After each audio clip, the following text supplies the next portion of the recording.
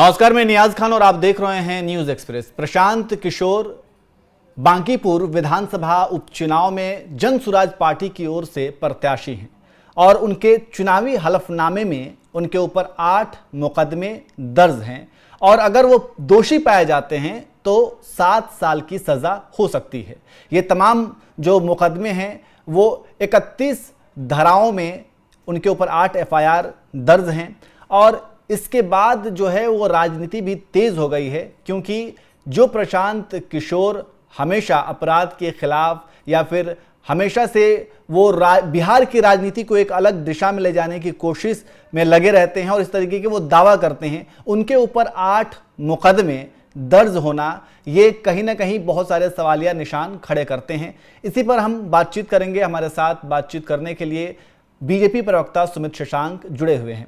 सुमित जी, बांकीपुर विधानसभा का उपचुनाव और प्रशांत किशोर के ऊपर 8 मुकदमे का दर्ज होना और ये चुनावी हलफनामे में ये सब कुछ निकल करके सामने आया है, क्या कहेंगे? देखिए नियाज भाई, राजनीति सुचिता पे होती है, जब भाषणबाजी से नहीं होती।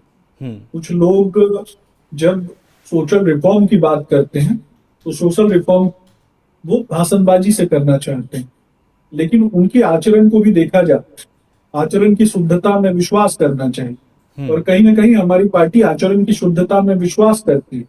हम धीरे धीरे, हम ये नहीं कहते कि कोई व्यक्ति जो है उस पर आरोप नहीं हो सकता, लेकिन हमारा मानना है कि आरोप सत्य होते हुए जब दिखते हैं और व्यक्ति उसी प्रकार की बातें जब दूसरों के लिए करता है तो पहले उसको अपनी तरफ देख लेना चाहिए।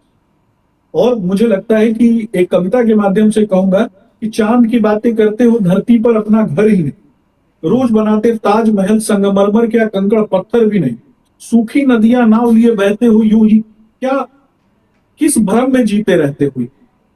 तो कहीं ना कहीं प्रशांत किशोर भ्रम में जीते। प्रशांत किशोर एक व्यक्तिगत तौर पे मैं कहूं, जितना मैंने देखा है और जितना मैंने उनके भाषणों में या फिर उनकी बातों से एनालाइज किया है, एक सेल्फ ऑब्सेस्ड व्यक्ति जो दूसरों को गलत समझता है। जब कभी वो किसी भी राज्य में चुनावी कैंपेन में पहुंचते हैं तो वो दूसरे को गलत समझते हैं और पैसा लेकर के उनकी बातों से स्पष्ट होता है। कई बार कई सारे कॉन्क्लेव्स में उनको सुनने का अवसर भी मिला। स्पष्ट पता चलता है कि जब कठिन प्रश्न आते हैं ना, परीक्षा में जब कठिन प्रश्न आते हैं, कठिन प्रश्नों के समय में ही व्यक्ति के व्यवहार और व्यक्ति की नैसर्गिक क्षमता का पता चलता है। प्रशांत किशोर की क्षमता कठिन प्रश्नों के समय में समाप्त हो जाती है। प्रशांत किशोर एक पॉलिटिकली अगर कहूं तो he is non eligible person for politics. और बिहार पॉलिटिक्स की अगर बात होती है तो बिहार में तो एक एक बच्चा जो है किस तरीके से पॉलिटिकली उसका माइंडसेट डेवलप रहता है। उत्तर प्रदेश की बात की जाए तो पॉलिटिकली कितना माइंडसेट डेवलप होता है ये आपको बताने की आवश्यकता नहीं है न्याज। तो मुझे लगता है कि 32 मामलों में 8 एफआईआर, और वो भी कहीं ना कहीं जब इस तरीके की चीजें निकल करके आती हैं वो भी तब जब चुनावी हलफनामा होता है। अगर ये व्यक्ति किसी कॉन्क्लेव के दौरान बैठ करके, किसी इंटरव्यू के दौरान बैठ करके इन सभी विषयों के बारे में अगर सूचीबद्ध तरीके से जनता को बताता तो शायद उस व्यक्ति की सूचिता बनी हो। ठीक है, लेकिन उस व्यक्ति की सूचिता तब समाप्त हो जाती है। ये तमाम जो मुकदमे हैं 8, ये जो है वो जनहित के मुद्दे से जुड़े मतलब आरोप के ऊपर मुकदमे हैं। ये तमाम मुद्दे जो जनहित के मुद्दे पर किए गए जो प्रदर्शन हैं उससे जुड़े हुए मुकदमे हैं। तो ये होना तो मतलब मैं वही पूछ रहा हूँ, कॉमन सी बात है। मैं वही पूछ रहा हूँ। पटना में छात्रों का, एक स्टूडेंट्स का प्रोटेस्ट चल रहा है। उस प्रोटेस्ट के दौरान प्रशांत किशोर जाते हैं। प्रशांत किशोर छात्रों को ले जाकर जानबूझकर छात्रों को उपद्रवी बनाने का प्रयास करते हैं। वो कोशिश करते हैं कि लॉ एंड ऑर्डर टूटे, कानून व्यवस्था जो है वो खंडित हो। पुलिस जब बल का प्रयोग करती है, उस समय की बात कर रहा हूं, उस दौरान प्रशांत किशोर सबसे पहले भाग निकलते हैं और छात्रों को पिटने के लिए छोड़ देते हैं। ये उनका तरीका होता है क्या? और उसके बाद जब वो कंबल लेके पहुंचते हैं तो एक छात्र उनसे जब सवाल करता है कि आप छोड़ करके क्यों चले गए थे सर, तो प्रशांत किशोर कहते हैं कि तुम चुप रहो, तुमको कंबल दिया था ना, तुम बोलेगा। आप समझ सकते हैं कि क्या माइंडसेट है उस व्यक्ति का।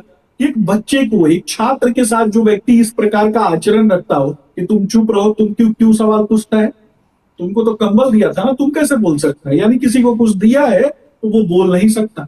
हम्म। किसी को कुछ दे दिया तो वो बोल नहीं सकता, किसी को पानी पिला दिया तो वो बोल नहीं सकता।